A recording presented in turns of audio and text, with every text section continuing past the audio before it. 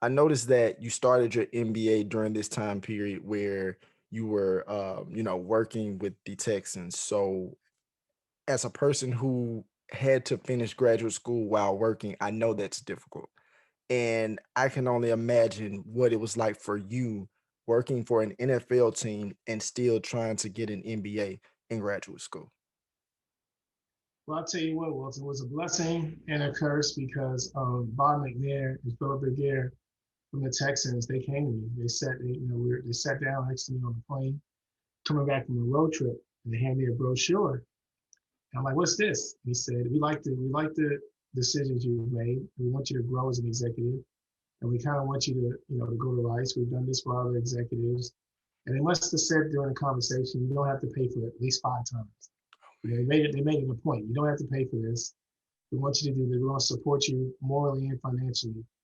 And I didn't want to do it. I'm like, I'm out of school 13 years. Plus, you talking about going to school on weekends, uh, during the season, it was very challenging. It was very challenging. But they saw something in me. And like I said, they wanted me to get this business degree. And once I put my ego aside and really got help when I needed to get help and really started getting into school, Right. it really is true. What you get in, you get out what you put in. And I Right. really started enjoying it. I really started getting into it, and it was a great experience. I made a lot of good friends and good contacts, and it inspired me. And lo and behold, after I graduated, the Texas Rangers called me to interview me to be a team president. And so, I mean, even when I got the job here at Special Olympics as a president, I heard Bob McNair's voice in the room when I was getting interviewed. He said, "This is why I sent you to Rice." So Right. it was really emotional. It was really emotional, and it was difficult. But if it was easy, everyone could do it. Right.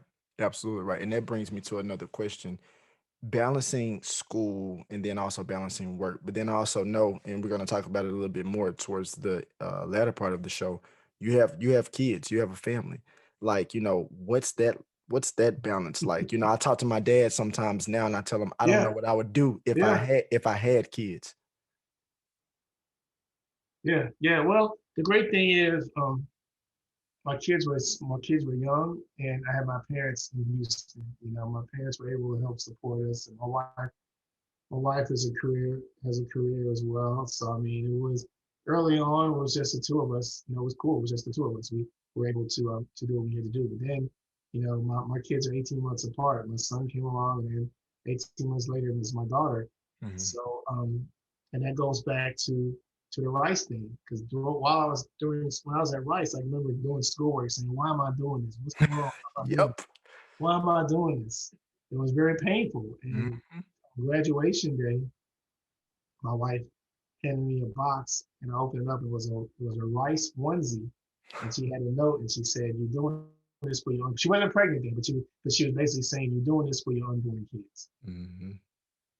And that right there just speaks volumes in itself because like I said, I don't know your struggles because though there were your struggles, but I just know having finished graduate school myself and having to work, it is extremely hard. And most people do not, if you haven't done it, then you don't know how hard that it is. That's true. It's very true. But you know what? What they say, you gotta sacrifice to get rewarded. Right. Right. Absolutely right.